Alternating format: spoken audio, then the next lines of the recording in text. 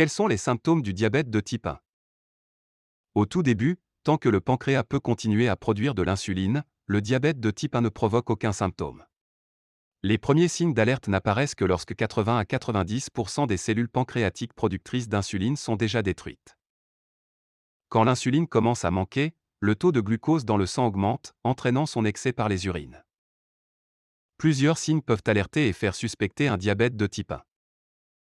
Le besoin d'uriner est beaucoup plus fréquent et le volume des urines plus abondant, ce qui peut entraîner des problèmes de pipi au lit chez un enfant jusque-là propre.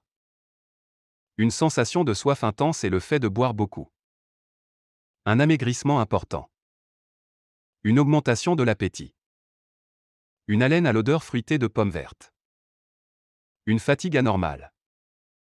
Une mauvaise cicatrisation des blessures et des coupures.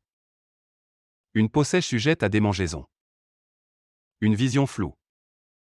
Des infections fréquentes des gencives, de la vessie, du vagin, de la vulve ou du prépuce. Chez les enfants, le diabète de type 1 est plus fréquemment diagnostiqué au cours de deux périodes de la vie, entre 4 et 6 ans, puis entre 10 et 14 ans. Entre 4 et 6 ans, il n'est pas rare que le diabète de type 1 soit diagnostiqué lors d'un épisode d'acidocétose. Le diabète de type 1 ne touche pas seulement les enfants, il touche également les jeunes adultes et parfois des personnes dans la quarantaine voire plus.